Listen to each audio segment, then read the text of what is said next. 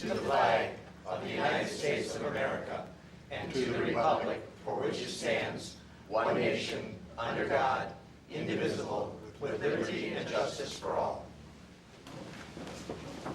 Okay, looks like we have everybody here tonight. And we are going to take off the River Raisin watershed item, and Mary Laronis, who's our liaison, is going to come back possibly with a member of the council, executive council, because she's not on there anymore, to talk about that. So if we just take that off. And I don't know, do we have any other changes to the agenda or additions? Move to approve as amended. The agenda, excuse me. Second. Move Morrow, second Tahar. Move the agenda as amended. All in favor, say aye. Aye. Opposed? Motion carries, and we don't have any absences. And Marcia's going to do a report. Thank you. Well, good evening. My name is Marcia Belair. I am chairperson of the Saline Environmental Commission, and I'm here tonight to present the accomplishments and the visions of the Saline Environmental Commission from the year 2011. Can you see it on the screen? We're turning the light out so it's a little easier to see. Okay, Is that better? perfect. Thank you.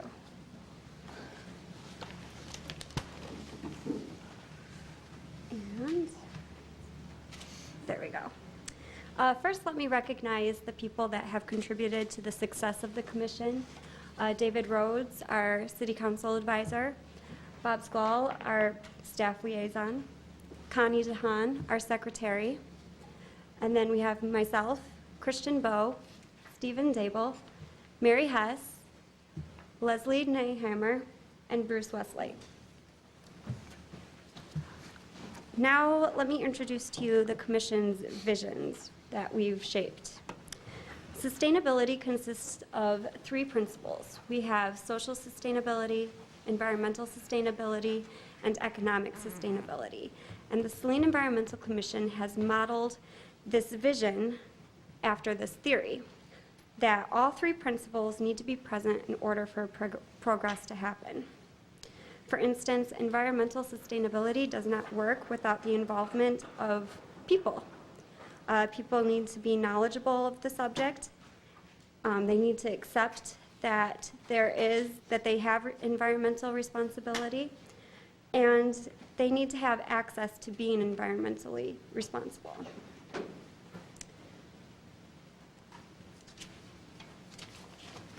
For the 2011 events, each accomplishment has incorporated at least one, if not all 3 of these principles. And the principles applied can be located in the lower left-hand corner with the Venn diagram. And then we've done a total of 8 events throughout the 2011 year. A lot of them are ongoing. The first event, let me introduce to you, is the Saline Environmental Commission started writing articles for the Saline FYI. In these articles, the goal is to educate the community on environmental issues and ways to be more environmentally responsible. Some of the articles included seasonal green tips, such as lowering the thermostat during the winter months, and then having a rain barrel during the spring and summer months to reduce the amount of water consumption.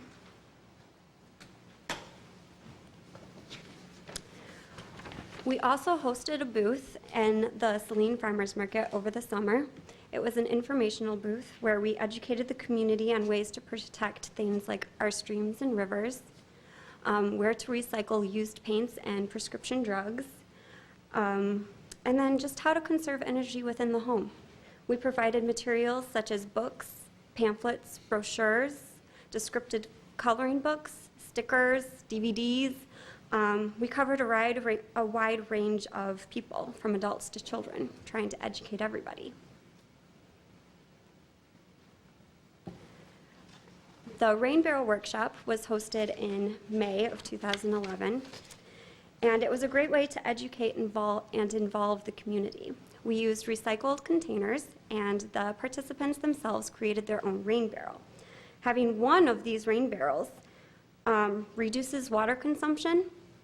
It reduces the amount of runoff that can cause pollutants to get into our streams and rivers, and these pollutants are things such as sediments, oils, bacteria, and then it reduces the cost.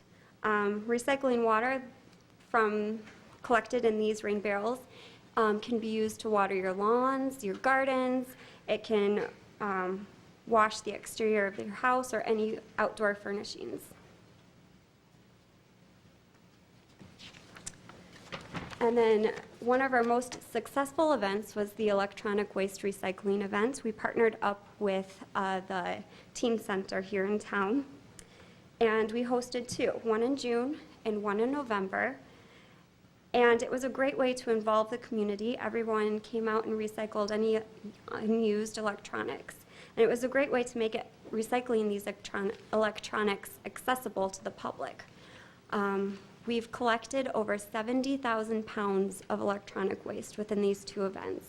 And in June, we made $700, and then in November, $1,000. And this does not include any of the donations that we've collected.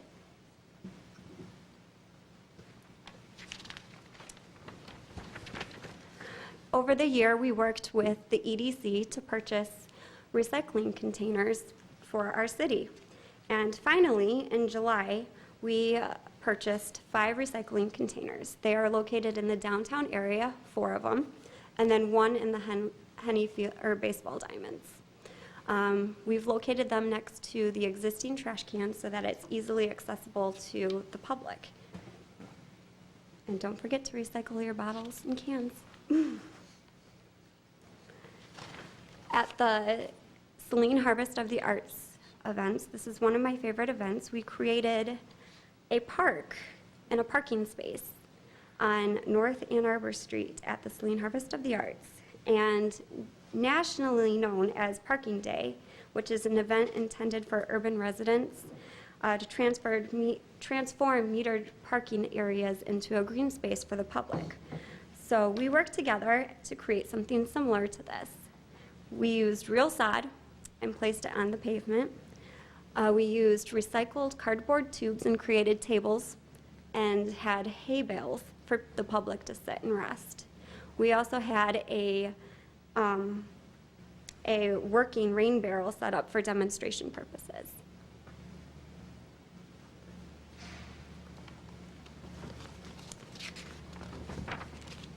In 2012, we want to continue the 3 principles incorporating social sustainability, environmental sustainability, and economic sustainability.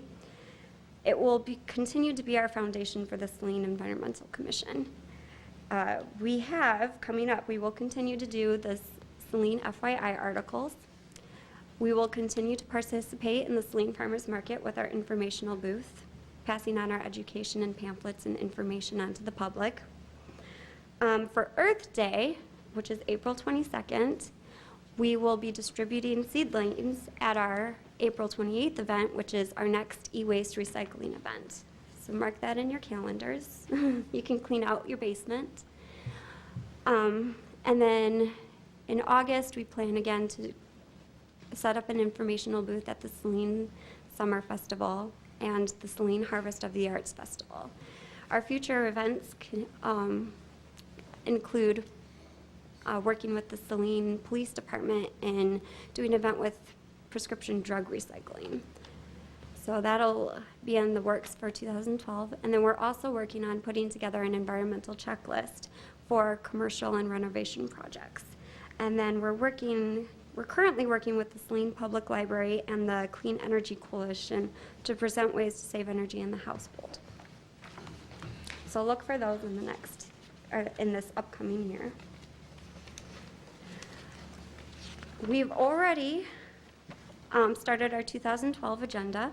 It's already underway, and in February, we worked with the Saline High School students of David Miller's Botany Plant Science class and donated 2 of our rain barrels for the greenhouse that they built. So that was a great project. And then in February 2012, we met up with the Teen Center, some of the volunteers that helped us with the e-waste recycling event, and donated our proceeds to them. So we presented them a check of $1,058, and then they had the donations of almost $3,000. So it was a great profit for them, and it will help them run their center. That's great.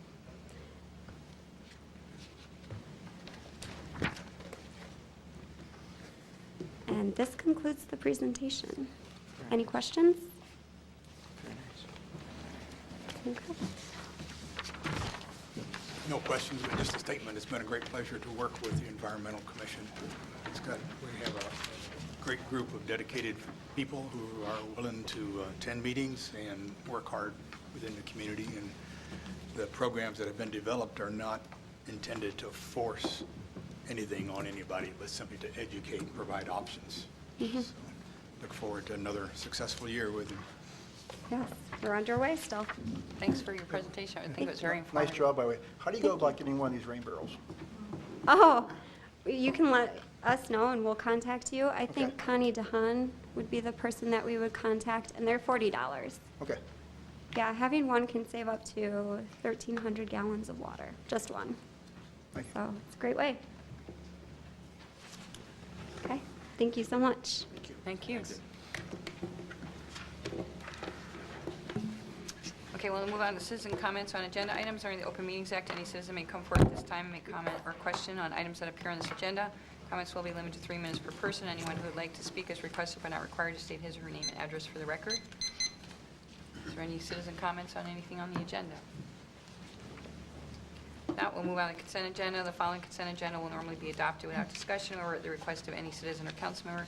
Any item may be removed from the consent agenda for council discussion. Move to approve and adopt Submitted. as submitted. Moved here by second Rhodes. You guys are saying it right at the same time. Stereo. It was. As submitted, all in favor say aye. Aye. Opposed? Motion carries. Under unfinished business, item 1169, this is Saline Historic Downtown Alliance, Shada, IRS 501c3 application. This would be a motion to acknowledge receipt of the March 15, 2012 memo from Finance Director Burgoyne to approve and adopt or not adopt the resolution as submitted in support of the Saline Historic Downtown Alliance's application with the IRS for a 501c3 charitable tax exempt designation. Move to approve and adopt. Move Rhodes, do we have a second? Second? Second Peters. Mr. Burgoyne, you want to explain this? Well, There's been a lot of work that's gone into this, so first of all, I think I'd like to say thank you to you, Lee, for getting all this straightened out. I know we've all been working really diligently to get everything squared away, move forward, so. Cindy Chupko is here. She's president of the Saline Historic Downtown Alliance. She's been working hard on this, and they did apply to the IRS to get 501c3 tax exempt status. They also had an expert consultant look at their application and really did not see anything amiss on the application, but this will strengthen it. Downtown organizations can get tax exempt status if they do a few things. And some of the things that are being said to support their application are that by carrying out community development and helping to educate people about environmental needs, which we just heard about, and doing other things in the downtown, such as promoting free event, culture, the arts, and so forth, free at no charge, and things of that nature. Those are the types of things that reduce the cost to government so that you can have a tax-exempt organization doing this. The other things they're going to do is look for our community is not a deteriorated community, but we have a few aspects that we need to guard against. For example, that large hole where the buildings were torn down and the construction did not move forward. Some of the second stories, which are not currently developed, they're underdeveloped. Some of the buildings, for example, the former R&B building downtown is being used for industrial and other purposes, but more efficiently would become part of a commercial downtown. Things of that nature, an empty storefront temporarily We have a pizza shop that moved out, and we have an empty storefront. And helping in that nature to stave off any deteriorating aspects to the community is another basis for a Main Street organization being tax exempt. Anything they do to provide jobs, such as if they help to move in a restaurant to our community, you get service jobs that go to low and moderate income people by and large. So that's also kind of a target supportive position for the federal government.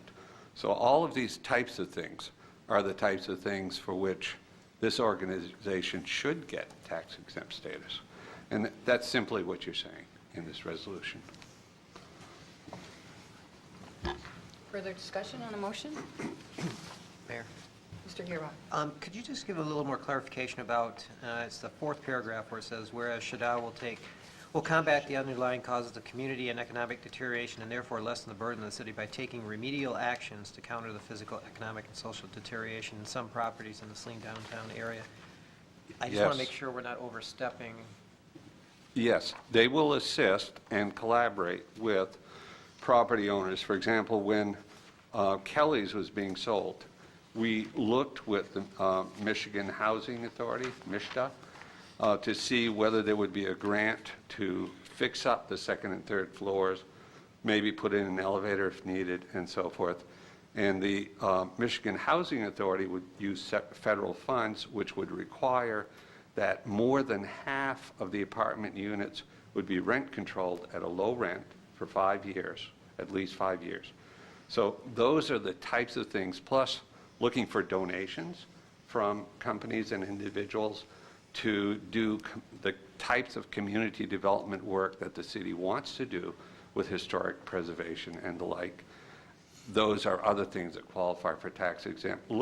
Helping to attract people to move in to the former Little Caesars, helping along with the city. We will work together, of course. So most of this will be working upon the property owners coming forward to SHDA, asking for the help, not necessarily them Plus pushing back. the government, plus the municipal government also, like Todd or the mayor Right. would work with No, I that. just want to make sure that when we're talking about, it's at the assistance of the individuals. So that Absolutely. we are not forcing or No, making some absolutely. conditions, okay? And then the other question about the 51% of, by persons defined by federal government low and moderate income, what exactly is that currently? The federal government has tables, and, you know, for a family of 4, I think something like $35,000. But I don't have those in the back of my mind. You have to look those up. I'm just curious to see how Saline would qualify and at what level. Well, Saline has census maps, which shows that we are about 30% low and moderate income. Now, you don't have to be, if you are more than 51% low and moderate income, you would be considered a disadvantaged community like Flint or maybe the Rouge area, or, you know, there are some areas that are disadvantaged areas. We're not. But even if we have 1 out of 4 or 1 out of 3 that's low and moderate income, if you can service those people with free programs, you don't charge, you also try to get jobs and that type of thing, which those people will fit into, that is a federal goal. Okay, So, no, that's fine. Thank you. Is there other discussion on this motion? Okay, so we have, lost my agenda. Motion to adopt the resolution as submitted. There's no further discussion. All in favor, say aye. Aye. Opposed? Motion carries. We have our fire budgets under new business, item 1238. This is the fiscal year 13 operating capital improvements budgets for Saline area fire. This will be a motion to acknowledge receipt of the March 14, 2012 memo from Finance Director Burgoyne regarding approval of fire department proposed fiscal year 13 operating and capital budgets, to acknowledge receipt of the February 7, 2012 memos from the Saline area fire department regarding operating percentages for fiscal year 2012-2013, and the Saline area fire department 2012-2013 proposed operating and capital improvements budget, to approve or not approve the proposed Saline area fire Department operating and capital improvements budgets for fiscal year 2012-2013 in the total amount of $1,098,349. It's recommended that the Saline Area Fire Department Executive Board adopt or not adopt said budgets. Move to approve and adopt. Second. Rhodes, second Morrow. Fire chief didn't call. Okay, do we have any discussion on this item? You guys either? Craig? Okay. Any questions? No, ma'am. Okay, if there's no questions, then we'll just move to approve and adopt. All in favor, say aye. Aye. Opposed? Motion carries. Item 1239, the fire special assessment. This is a resolution number 1 for fiscal year 2012-2013 fire protection. This will be a motion to acknowledge receipt of the March 15, 2012 memo from Finance Director Burgoyne to approve and adopt or not adopt resolution number 1, special assessment for fire protection. This is 2012 to 2013, setting a public hearing for May 7, 2012 to hear and consider any objections to the city's proposed share for fire protection in the amount of $322,868 for fiscal year 2012-2013. Do we have a motion? I move to approve and adopt. Roth, do you have a second? Second. Second Terhar. Mr. Burgoyne, can you just, for the benefit of our public, explain again why we do this? The budget for the city of Saline's share of fire protection has stayed pretty close to the same over the years. In fact, half a dozen years ago was a tiny bit larger than it is now in dollars. And our percentage of the total has gone down slightly each year as the other communities have grown relative to Saline. We have two options. We have one option of simply putting this on real property, which would be a special assessment, or including industrial property, which would be keeping it under our tax base and not as a special assessment. And we do include the personal property because the largest part of the personal property is in our industrial parks. And it's fair for them to share the burden a little bit more, which reduces the burden to homeowners a small amount, maybe 5% reduction or so in the annual cost of fire protection if you include personal property, machinery, and equipment. So it's been chosen that way. If they do away with personal property and equipment, it's going to be a moot point. We'll just use the fire special assessment. Any questions for Mr. Burgoyne? Mr. Morrow? Not so much a question, but a comment, and I spoke about this and articulated my concern and opinion, I believe, in 2011. But I do think that as it relates to our portion of the fire budget and the option of levying a special assessment, I think that this is one of our a great opportunity to pat ourselves on the back and a great opportunity to articulate to our constituents that we have been very fiscally conservative, and therefore we fund our portion of the fire budget from our fund balance rather than igniting or initiating a special assessment. And I think that's important. I think it's profound. I think people ought to know about it. And I think that's something we should continue to articulate and talk about when we engage with our constituents. And I also think I would encourage staff to include something about that in our FYI newsletter, similar to what we did last year. Because I think there's a lot of confusion out there, and I think if people know the facts, they know the truth. I think they're generally pretty pleased with the way we've conducted ourselves. It is submitted to go in, so there will be an FYI item in there. Okay, further discussion on the motion? Okay, so we have a motion to approve and adopt. All in favor, say aye. Aye. Opposed? Motion carries. Item 1240, this is a grant request from the Judy Ivan Healthy Communities Endowment. This will be a motion to acknowledge receipt of the March 13, 2012 memo from Parks and Recreation Director Scruggs to authorize or not authorize staff to make application to the Judy Ivan Healthy Communities Endowment for a grant in the amount of $800 for the purchase of an ADA shower seats and stainless steel hand grab bars for installation in a private shower area. Move to authorize. Second. Move to her. Second, Gearbox. I think it was. Authorized. Discussion. All in favor, say aye. Aye. Opposed? Motion carries. We have discussion items. Commissioner committee reports from council members. Mr. Hart. Mr. Hart? Thank you. The Arts and Culture Committee met last week. We have several projects that we're working on.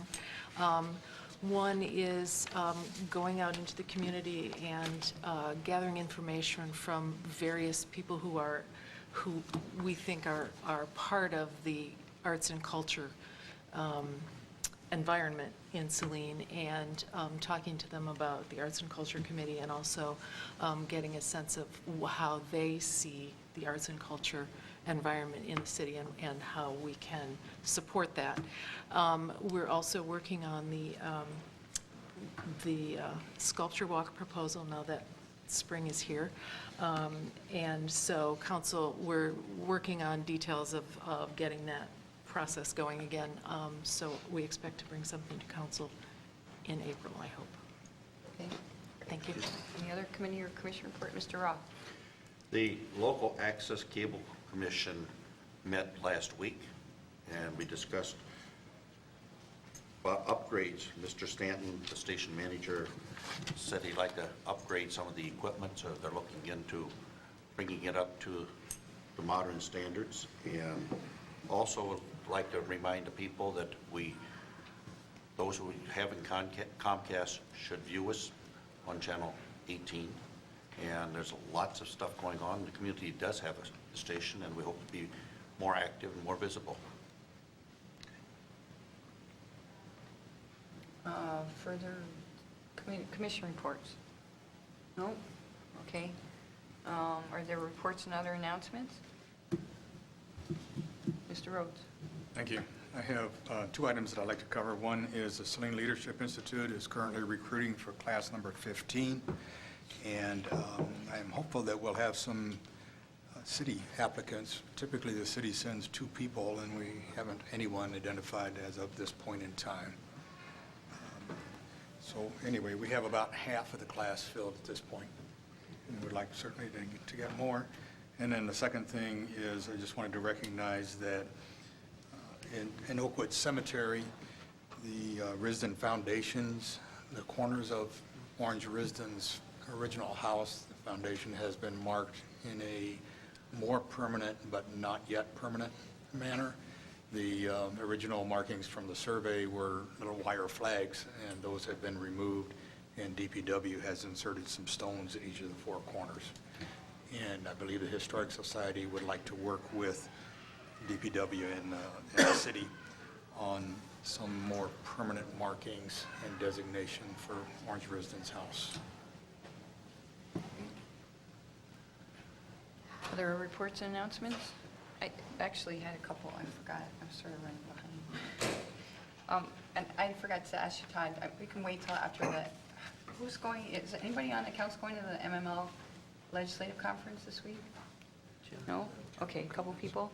Because I believe they're going to, Governor Callie's going to be talking about personal property tax and what they're doing. Some of you may have seen the stuff that came out last week, so I was going to ask for you to do an update, but maybe it would be more timely to do it after the conference. It makes more sense. Todd and I are talking about possibly going to, the community awards they do, the regional community awards. We are talking about possibly doing a presentation. It's a very, we're going to talk after meeting tonight, but I spoke with some people from the league last week, and they changed how it's being done. It's not a formal presentation to start. It's pretty much a pitch, a 5-minute pitch. You basically just stand up and pitch your idea. And Todd and I talked a little bit last week about possibly, we don't necessarily have a project because we've been cutting our budget so much, but we talked about possibly the process around downtown development and starting with our streetscape back when Don Shelton was mayor, and sort of the iterations we've had, and the, following, the progress and then lack of progress back and forth, and to where we are today. And I don't know if we'll do, we'll see what, who's done the projects. They're trying to make it a little bit more accessible for smaller communities. So we're sort of struggling with a project per se, but when I talked to the league, and they said they are really looking for things that other communities can emulate. And because reaching the select status, obviously being 17, and there's 500 communities, I think, the idea, it would be, it took a long time, but it's, so it's worth the effort if you just keep plugging away. So that's sort of what we sort of sketched out, but we're going to meet after this meeting to see if it really makes sense or not. But So I'm confused, Mayor. Is the presentation at MML, which I believe would take place on Wednesday, it's actually tomorrow afternoon. tomorrow afternoon, is it an impromptu thing, or does it? Yes. Okay, all right. Well, there's, so far from Region 1, there are three communities that have submitted proposals. When I talked to the league last week, they said that the reason they changed it up, instead of doing this big dog and pony show like they've done in the past for the regional, I don't know how many of you were there last year, but Southfield, the teen center was a huge, thousands of dollars project, and, really something that we couldn't compete with. Sure. So what they're trying to do is make it more competitive by having, this, up there in Lansing, it's an opportunity for more communities that will probably be there, hopefully participating in. They just said, if we felt like we had something that was a reasonable pitch compared to what was being presented, so we're talking about it. And so I just want to give you a heads up for those of you that. That's tomorrow at 2? Yeah, something like that. Do you remember what time it is? It's either 2 or 2:45. I don't have it written down. But maybe we can send an email out tomorrow morning. Are you going to be in the office in the morning? No. No. I'll be Oh, you're leaving. going for the pre-con. I'll be leaving at 7:30 or so. I believe Mr. Rhodes may. Do you have that agenda? Yeah, the regional roundtables are scheduled for 3:45 to 5:15. And we also, for those of you, just a reminder, we have the community announcement at Max tomorrow night at 7. So we're trying to make sure that we get back in time for that. So I hope everybody will be at that. But I just want to give you a heads up for those of you that are going that, you don't need to come up for that. If you're up there, it would be great to stop by. But we still haven't finalized because I was out of town last week, and so we didn't get it totally finalized. And so tonight we're going to work on it and see if it makes sense. The other thing that I forgot to put on when we were under discussion is the NLC conference that I went to. I have a little report, but I didn't have time to make copies because I squeezed that wedding in instead. So I'll make copies and get in everybody's box. But a couple of things. I've been vice chair of the advisory council, and we just finished a pretty cool, it's called the Supporting Entrepreneur and Small Business Toolkit for Local Leaders. And it's going to be on the NLC website. It's going to be a product that local governments across the country can use. And I think it will help our economic development plan that we're talking about, developing in the next year or so. There's some of what the issues are around small business development and how important it is. We had quite a different group of people ranging from, it's been work for a year, so ranging from administration people to private foundations like the Kaufman Foundation and Edward Lowe. You guys already, probably most of you know Edward Lowe is on the West Side State, and they're actually the ones that coined the term economic gardening. So it's a very good panel of people, experts, on how to facilitate it. And I think it's going to be really helpful. This is a draft, but I think when we have a final document, it should be helpful. And then we had a bunch of different things on Monday. I've been involved with a community regional development task force, and we did some conversation around regional development. And we've been talking off and on about, Minnesota has a regional revenue sharing model, and it's sort of, the proof is in the pudding as time goes on. And so we've been talking about that and maybe trying to get a report to come out on that, because there still seems to be winners and losers. Like we always talk about how that works, and it was supposed to sort of help that. The General Assembly, we had the former Republican National Committee Chair and former Democratic National Committee Chair, Terry McAuliffe and Ed Gillespie. They sort of had this little debate that was very entertaining about what was going on with the presidential election right now. And then there were some pretty depressing work sessions on the federal budget and the deficit, and some of you are familiar with CDBG. Lee's working with the urban county right now to try to access some CDBG money for the city, and they talked about that, and I'll get a copy of that. I have a copy of the U.S. Department of Treasury had the economy in charts, and this is actually pretty interesting data that I'll make copies for you. We also had a session on federal and local tools to finance water and transportation infrastructure.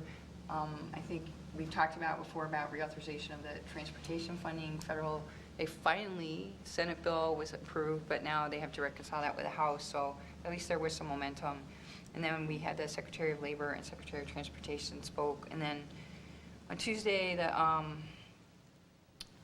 there was a conversation, well, there were some of these work sessions, future of community planning and development funding. There was an initiative, Sustainable Communities, that there were some opportunities for regional planning dollars that we might have been able to access as we move farther forward with a regional plan. That money has been eliminated, but there might be, I think there might be some money in Department of Ag for some rural program. I think we might qualify, and there's some new things around the farmers market, the Project Fresh and some other things I think we might want to try to pursue. That sounded pretty good. And then there was a White House briefing for the advisory council members with a small business administrator who's been made a cabinet member. So really the White House is really prioritizing small business because they're the easiest to grow and they're most likely to stay in the community as they grow. The National Economic Council guy spoke, and then Brad Cooper, there's a new program to help with vets, a national program for helping returning vets called Joining Forces. And then I was really excited to see Senator Enzi spoke, which he has introduced. He's a former small business owner from Montana or Wyoming or something. And he talked about, for a long time, we've been trying to get the sales tax collected on internet taxes, and it's never really had any momentum, but really it causes our local small business, Main Street businesses that have a disadvantage competitively because they have to pay sales tax, but when you sell, over the internet, you don't. And it's been, a big thing for local governments have really been advocating for that to happen. And he said that he thinks it might really happen this time because it's already a tax. It's just a matter of collecting it. The technology there is the capability to collect it now. And biggest news is that Amazon is in favor of it. So that was there were some barriers to some of the internet businesses that were big businesses saying, well, this is a fledgling industry. We don't want to, cause barriers to this industry. But the fact of the matter is, at this point, it's a booming industry and it's hurting our local businesses. So that was, and it's not a tax increase. It's just a collection of taxes that are due. And so there's different methodologies, but they're working through that. And it sounds like that might be really moving forward. David and I have been working on PUPS, which is our Healthy Communities Task Force, and the initiative nationally has been not a very strong initiative. And I talked for a while with youth education and families. Cliff Johnson and the White House is moving that into, we're going to partner, the National League of Cities through YEF is going to be taking that on and really working closely with some grant foundations around childhood obesity and some of the outcomes that they had this four-prong approach basically, and so there could be some opportunities there. It's going to be much more, I think we're going to get more support and more feedback on, we're trying to figure out if you need outcomes and all this other stuff. There wasn't really very much depth to it. So I think there's some opportunities there. And then the other thing, I did call Todd last week, and we want to talk about the fracking thing that came to us a while ago. One of the people that has been on the board with me and on advisory council is a council member from Arlington, Texas, and they have the most number of wells, drilling in.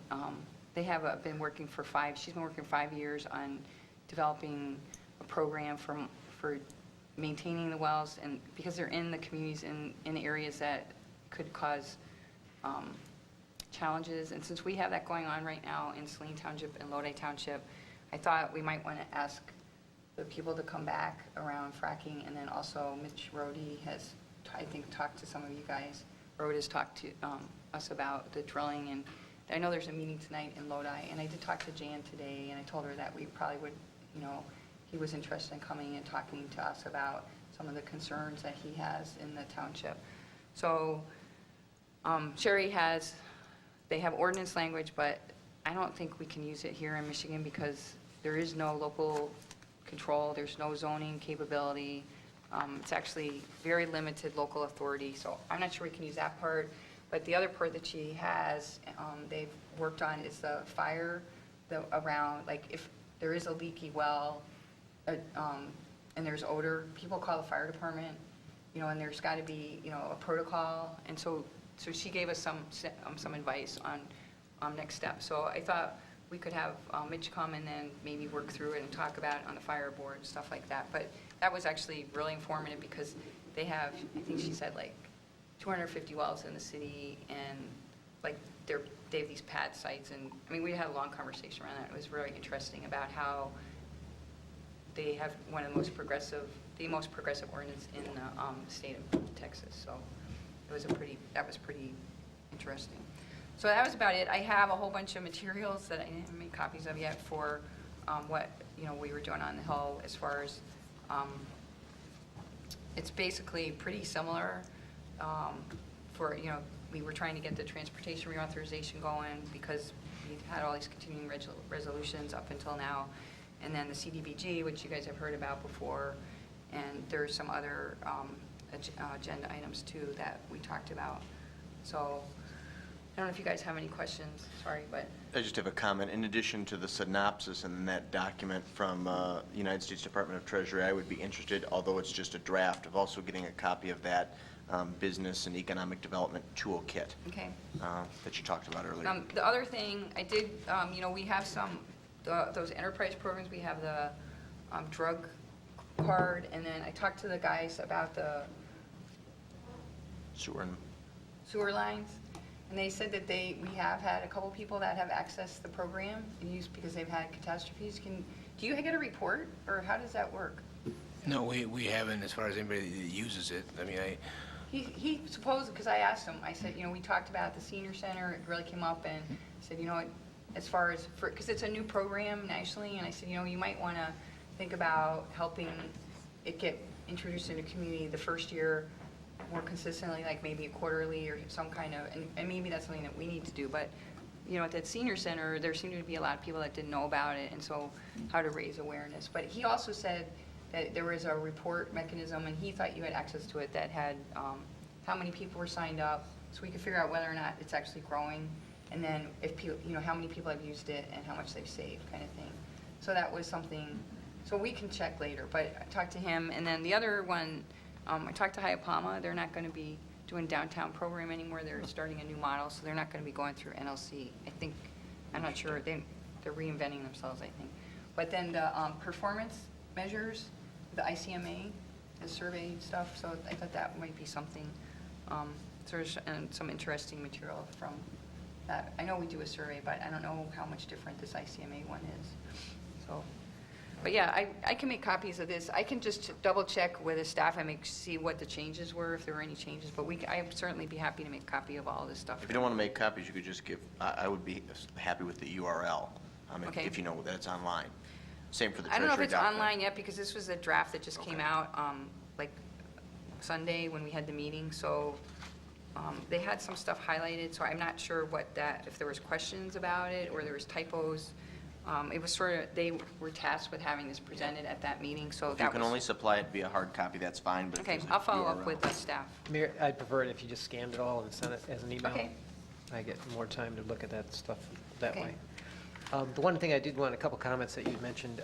Did anyone see the article in the Free Press about the drilling that's occurring up in the Irish Hills? Basically, there's a line that they're drilling all the way from Jackson County all the way down Lenawee for the fracking and concerns, and they're having the same issues. That's There was becoming one a in the big. Community Observer, too. Yeah. Yes. It's a one-pager. And this was just yesterday, so. So my understanding is they're not fracking here yet, but the way the leases are written, there isn't a disclaimer, like, it's not being rolled out in those leases, so. Right, I corrected. It was about oil. That's right. Yeah. But it She was actually wording gave me the a other lot of information, and she said, she gave me the name of their fire chief, because they have developed a whole protocol around public safety response, and I think, and they've, like I said, it's been 5 years, and they have like 300, I think 200, I want to say almost 300 wells right now in their city, so it's obviously something that they've been very challenged around. And then a couple other things. You had mentioned the sewer line insurance. Do they do an annual mailing on that so that we could have somehow notifying our public again about it? Because last year's mailing was poor, to say minimal, because I know a lot of people did not receive those communications. Well, I think, actually, I think a lot of people probably threw them away because they thought they were maybe solicitation, junk mail. We gave them a list of addresses of folks on our customer base, database, and that's what they used. So they did send them out. I do believe that I'm not saying that everybody that's on that list was sent one. So whether it got to their house or whether it was displaced. I guess maybe the way it was mailed, that they, like you said, didn't recognize what it was, but somehow we could better communicate it, because I know a couple individuals that I did speak with actually came to the city and did enroll in it after they knew what it was about and actually understood what it was, so. The other thing, I was wondering, you had mentioned in an email to us that we had helped out up at Dexter. Is there any individuals of the city or We if had, anyone did? Fire The fire department. the fire department did, they went up, but we had, our DPW director has been communicating with the village's DPW director. We've not gone up yet. They're still trying to figure out how we might be able to help, but I won't speak for the mayor, but I think the mayor's talked with Dexter Township as well. It seems like, actually, the village, I talked to the Dexter Township supervisor last night, and she said the village actually is in pretty good shape because they have equipment and everything, but the township actually got this significant, they didn't actually have the houses, but like a lot of trees and everything, severe, like she said, significant, like a long time worth of cleanup. And so we talked about possibly if there's a way, she told me they allocated, I think it's 1/3 of their annual budget to clean up. It's like 200,000. I mean, it's a big problem. And so I had, reached out to the village last Thursday night and just said, if you need anything, let us know. And I knew the fire department, and I meant to mention that the fire department did go up there, and I think that was great to be, serving. Yeah, I just wanted to recognize them for doing Yeah, that and I work. forgot, so I appreciate that. And I forgot about but so I told Todd, Dexter Township supervisor and the village manager were going to meet this morning and then get back. I said for them to contact Todd, and I gave him your cell phone. I hope you don't mind. That's But fine. she just said it was really significant. They, being a township, they don't have the bucket trucks and all those resources. And the road commission is going to be helping some, but she said, if there was an opportunity that we could help out, and so we'll see how that works out. Well, you may recall, we did the same thing in 2010 when Dundee was hit. Right. And obviously with the hopes that, heaven forbid, if it were to happen here, that those folks would reciprocate. So we want to be there to help our neighbors if we can, so. Thanks. Any other announcements or anything? So don't forget tomorrow night. Yes, you might want to say what that it is tomorrow night? Yeah, it's the Main Street celebration. Main Street Celebration Community Announcement. What's it formally called? Public announcement, community It's going to be at announcement. Max at 7. And Cindy's not here to talk about it, so. Okay, under the Open Meetings Act, any citizen may come forward at this time and make comment or question to the city council. This public comment period will be limited to 3 minutes per person. Anyone who would like to speak is requested but not required to state his or her name and address for the record. Is there anybody that'd like to speak? If not, do we have any other business to come before the Saline City Council? Our upcoming meetings are April, we'll be starting the budget, right? So will we get probably not until the Thursday before, right? Because I just wanted to say Lee has spent a lot of time on the Main Street getting that, going. So we really appreciate all your work on, because that is a really important for the future of this. Yeah, that did push back the budget about 8 workdays. So, but we do think that the budget will be ready internally around this Thursday. And then Todd set up some times for us to meet together and then meet with department heads. So the very preliminary budget by the end of this week should be available with the binders and everything. But then we usually come to the city council with version 2. So we should have version 2 at the work meeting. So for sure, we're having a work meeting on April 2nd and April 16th. Okay, do we have a motion to adjourn at 8:25? So moved. Second. Moved here by second. Morrow, all in favor, say aye. Aye. Opposed? Motion carries.